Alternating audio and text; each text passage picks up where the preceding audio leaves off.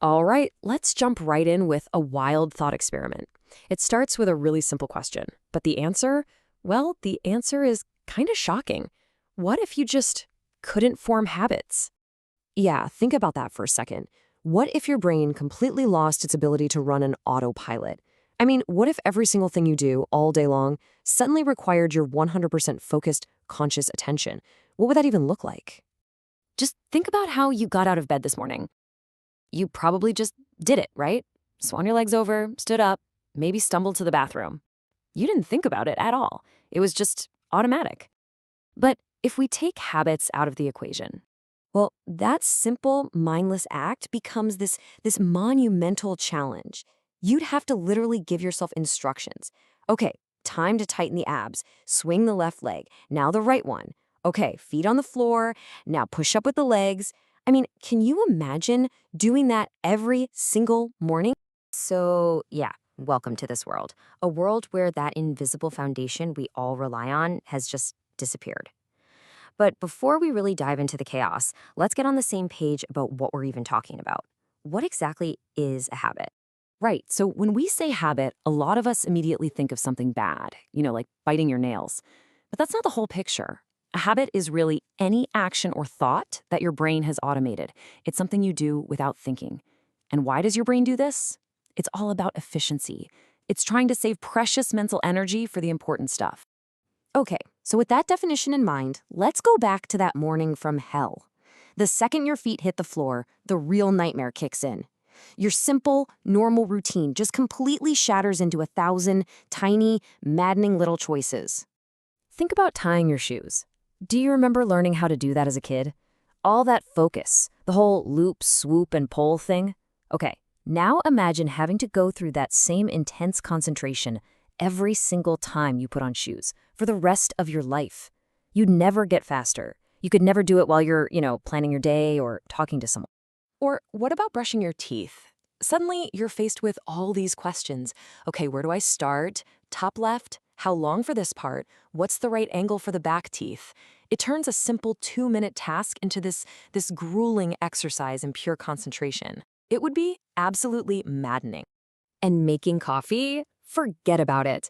You'd be there reading the instructions on the coffee maker every single morning, carefully measuring the water, counting out the scoops, and if someone asks you a question mid-scoop, game over. You'd have no idea where you were. Wait, did I turn it on already? And this is where it gets truly mind-blowing. Get this.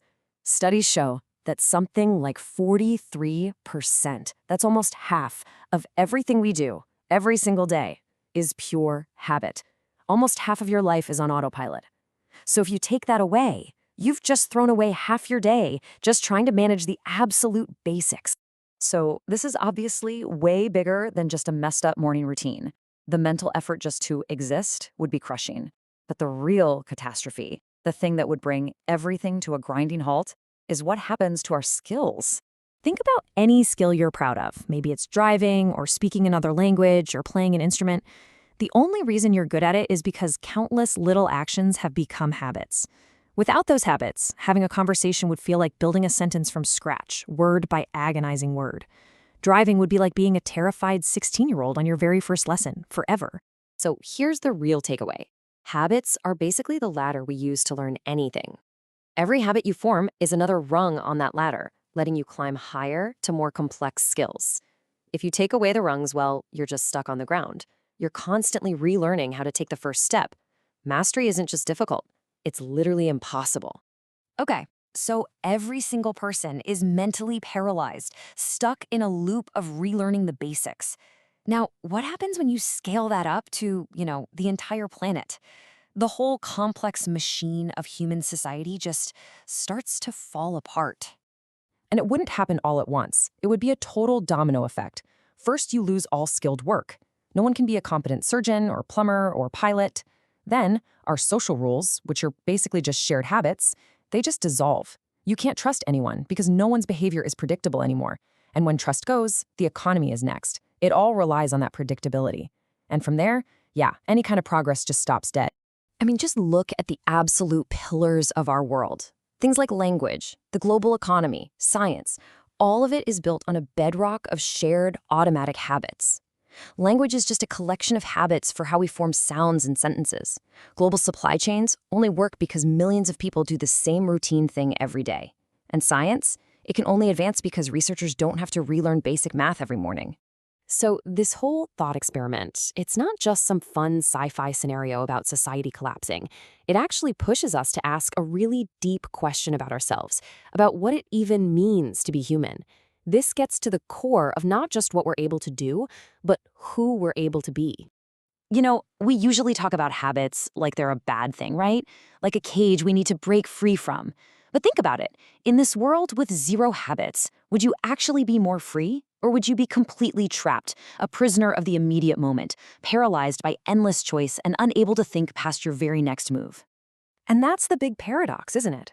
By making the simple stuff automatic, things like walking, talking, typing, our habits actually liberate our minds. They free up all this incredible mental bandwidth. And that's the bandwidth we use for all the good stuff. For creativity, for new ideas, for deep conversations, for just connecting with the people we care about. There's a quote that just nails this idea perfectly. Habits are the architecture of spontaneity. Wow, think about that. They don't stop you from being spontaneous. They're the very thing that makes spontaneity possible. A great jazz musician can improvise an amazing solo precisely because they don't have to think about where their fingers go. The scales and chords are pure habit, which frees up their mind to actually create. So maybe we've been looking at this all wrong. Habits aren't a cage. They're the scaffolding. They're the strong, reliable structure that lets you build something magnificent with your life. They are the quiet, invisible foundation for everything that truly matters. And that really leaves us with a final question, one for you to think about. When you look at your own life, your own daily routines, are your habits a cage that's holding you back? Or are they the foundation that's setting you free? Are they the very thing that gives you the power to build a life that's spontaneous, creative, and truly meaningful?